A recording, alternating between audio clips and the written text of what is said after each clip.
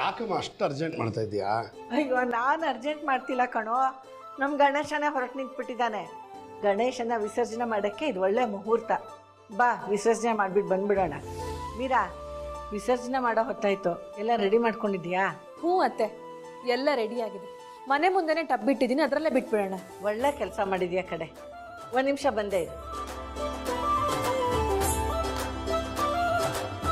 ಮೀರವ್ರೆ, ನಿಮ್ಮ ಗಣೇಶನ್ ನೋಡಿ, ಈಗ ಬಂದ ಆಗಲೇ ಹೊರಟು ನಿಂತಿದ್ದಾನೆ. ಇಷ್ಟು ಬೇಗ ಹಬ್ಬ ಮುಗ್ದೋಯ್ತಲ್ಲ ಅಂತ ಬೇಜಾರಾಗ್ತಾ ಇದೆ. ಹೌದು ರೀ, ನನಗೂ ಬೇಜಾರಾಗ್ತದೆ. ಅದರಲ್ಲೂ ಈ ಸರ್ತಿ ಅಂತೂ ಹಬ್ಬದ ಮನೆ ಅಂತ ಅನ್ನಿಸ್ಲೇ ಇಲ್ಲ. ಮಕ್ಕಳಿಲ್ಲದೆ ಹಬ್ಬನೇ ಸಪ್ಪೆ ಸಪ್ಪೆ ಆಗೋಯ್ತು. ಮುಂಚೆ ಎಲ್ಲ ಹಬ್ಬ ಅಂದರೆ ಹೇಗಿರ್ತಿತ್ತು? ವಾರದ ಮುಂಚೆ ಶುರು ಆಗಿದ್ದ ಘಮ ಘಮ ಹೋಗ್ತಾನೆ ಇರಲಿಲ್ಲ. ಮುಂಚೆ ಎಲ್ಲ ಹಬ್ಬ ಅಂದರೆ ಬೀದಿ ಬೀದಿಲೂ ಗಣೇಶನ ಇಡ್ತಿದ್ರು. ಇವಾಗ ಹಬ್ಬ ಅಂದರೆ ಪ್ಯಾಷನ್ ಆಗೋಗಿದೆ. ಮುಂಚೆ ಅಷ್ಟು ಗಣೇಶನ ಹಬ್ಬ ಅಂದರೆ ಯಾರಿಗೂ ಭಯ ಭಕ್ತಿ ಇಲ್ಲ ರೀ.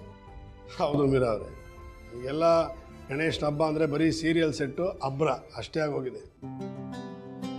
ಗಣೇಶನ ಕೂರಿಸೋದು ಒಂದ ಪ್ರತಿಷ್ಠೆ ಇಲ್ಲ ಸಂಪ್ರದಾಯ, ಎರಡೇ. ನಮ್ಮ ಕಾಲದಲ್ಲಿ ಇತ್ತಲ್ಲ ಆ ಸಡಗರ ಸಂಭ್ರಮ, ಈಗ ಇಲ್ಲವೇ ಇಲ್ಲ. ನಾವೇ ನಮ್ಮ ಬೇರ್ನ ಮರಿತಾ ಇದ್ದೀವಿ ಅಂತ ಅನ್ಸುತ್ತೆ. ಬೆಳ್ಳುಳ್ಳಿ ಹಬ್ಬದ ದಿವಸನೂ ಅತ್ತೆಮ್ಮವ ಏನಿಟ್ಟೊಂದು ಸೀರಿಯಸ್ ಆಗಿ ಮಾತಾಡ್ತಾರಲ್ಲ. ದೊಡ್ಡವರಂಗೆ ಅವ್ರ ಕಾಲದ ಮಾತು, ನಿಮ್ಗೆ ಯಾಕೆ ಸುಮ್ಮನಿರಿ. ಮೀರವ್ರೆ, ವಿಸರ್ಜನೆ ಹೊತ್ತಾಗತ್ತೆ, ಬನ್ನಿ. ಶಿನಿ ಬೇಡ.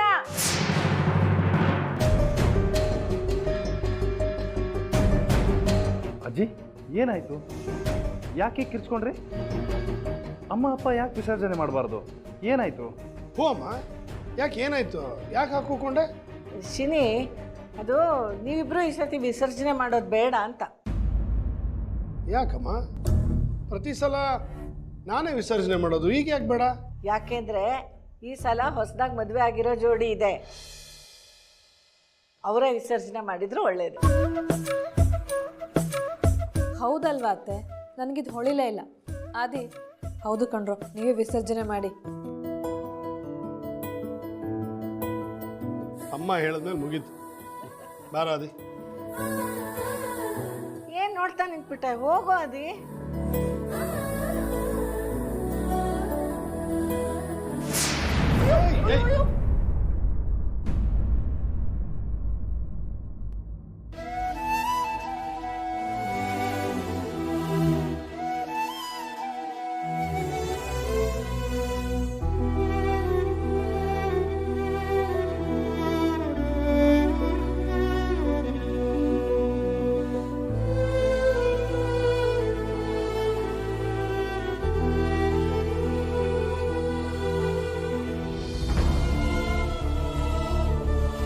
ಚೇರ್ ತಗೊಂಬರ್ಲಾ? ಕೂತ್ಕೋತೀಯ? ನೀರೇನಾದ್ರೂ ಕುಡಿತೀಯನೋ?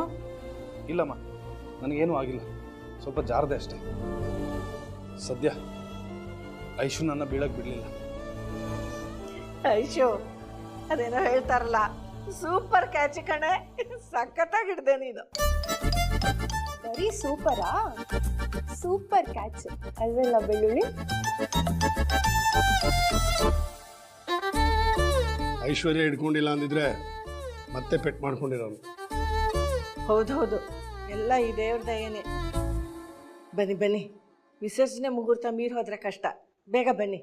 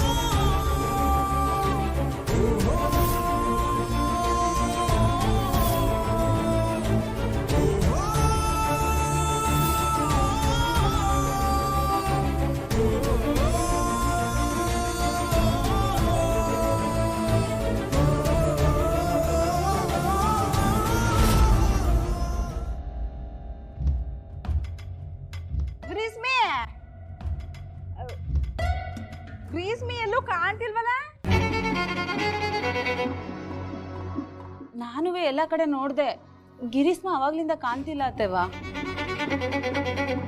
ಹೌದು, ನಾನು ಮನೇಲಿ ಎಲ್ಲ ಹುಡುಕ್ತೆ, ಗ್ರೀಷ್ಮ ಎಲ್ಲೂ ಕಾಣಿಸ್ತಾನೆ ಇಲ್ಲ.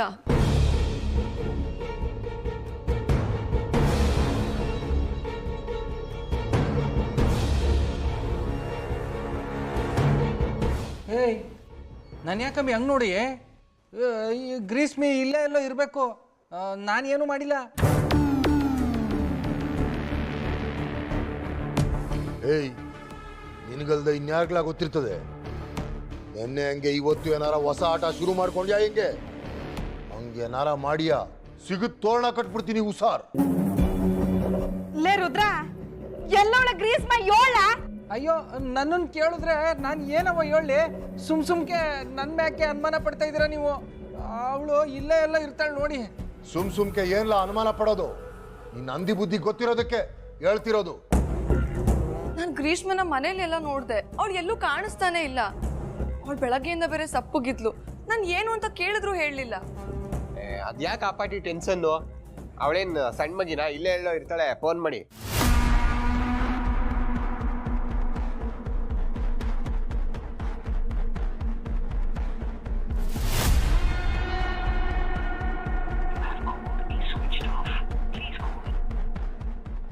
ಫೋನ್ ಸ್ವಿಚ್ ಆಫ್ ಬರ್ತಿದೆ.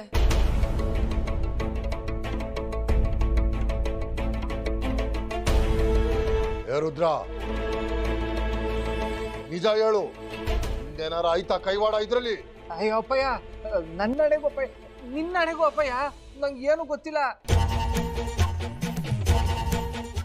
ಗ್ರೀಷ್ಮನ್ ಫೋನು ಯಾಕೆ ಸ್ವಿಚ್ ಆಫ್ ಬರ್ತೈತೆ ಅಂತ ನಂಗೆ ನಿಜಾಗ್ಲೂ ಗೊತ್ತಾಯ್ತಾ ಇಲ್ಲ. ಅವ್ಳು ಕಾಣ್ತಿಲ್ಲ, ನಾವು ವಿಷಯ ಕೇಳಿ ನನಗೆ ಎದೆ ಹೊಡೆದೋಗಂಗೆ ಆಯ್ತೈತೆ. ಈ ಆಳದವಳು ಎಲ್ಲೋದ್ಲು? ಹೊಸ ಸಮಾಧಾನದಲ್ಲಿ ನಡ್ಕೋ ಅಂತ 1000 ಸರಿ ಹೇಳಿದೀನಿ ನಿನ್ಗೆ. ಓದಿರೋ ಹುಡುಗಿ ಸೂಕ್ಷ್ಮದಲ್ಲಿ ಹೊಲ್ಸ್ಕಳ್ದ್ಬಿಟ್ಟು ಎಲ್ಲಿಗೂ ಎತ್ತಾಕೊಂಡು ಹೋಗಿದ್ದಲ್ಲ, ಈಗ ನೋಡು ಬೇಸರ ಮಾಡ್ಕೊಂಡು ಅದ್ ಎಲ್ಲಿ ಹೋಗವಳು ಏನೋ. ಸುಮ್ಕೆ ಹಿಂಗ್ ಮಾತಾಡ್ಕೊಂಡು ನಿಂತ್ಕೊಂಡ್ರೆ ಹಾಕಿಲ್ಲ. ಅವ ಇತ್ಲಾಗೆಲ್ಲ ಅವಳ ನೋಡು, ನಾನು ಅಮ್ಮಿಯರು ದೇವಸ್ಥಾನ ತಾವ ಹೋಯ್ತೀವಿ. ರುದ್ರಣ, ಹೋಗಿ ಪೆಂಡಲ್ ತಾವ ಅಥವಾ ಊರ್ನಾಗೆಲ್ಲ ಅವಳ ನೋಡು.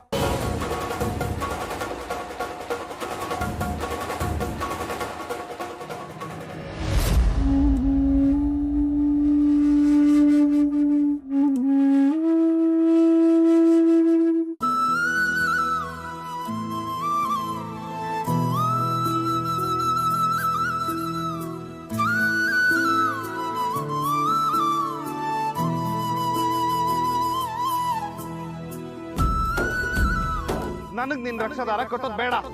ನೀನ್ ಯಾರು ಅಂತ ನನ್ಗೆ ಗೊತ್ತಿಲ್ಲ. ಈಗ ನೆನಪಾಗ್ತಿದ್ಯಾ ನಾನು ನಿನಗೆ ಅಪ್ಪ ಅಂತ? ಅವತ್ತು ತಪ್ಪು ಮಾಡಬೇಡ ಅಂತ ಅಂಗಲಾಚೆ ಬೇಡ್ಕೊಂಡ್ವಲ್ಲ, ಅವತ್ತು ನೆನಪಾಗ್ಲಿಲ್ವಾ ನಾನು ನಿಮ್ಮ ಅಪ್ಪ ಅಂತ? ನನ್ನ ಅಕ್ಕ ತಂಗಿ ಕೊಡಕ್ಕೆ ಅಂತ ಬಾಗ್ಲ ತಂದಿದ್ದೆ, ಅವರು ಕೊಟ್ಟಾಯ್ತು. ಇನ್ನು ಬಾಗ್ಲ ಕೊಡಕ್ಕೆ ಯಾರು ಹೊಡೆದಿಲ್ಲ. ಯಾಕೆ ದೇವ್ರೆ ನನಗೆ ಹೀಗಾಗ್ತಿದೆ? ನಾನೇನು ತಪ್ಪು ಮಾಡಿದ್ದೀನಿ ಅಂತ? ಇದ್ದಿದ್ರಲ್ಲೇ ಎಲ್ಲ ಎಷ್ಟು ಖುಷಿಯಾಗಿದ್ವಿ.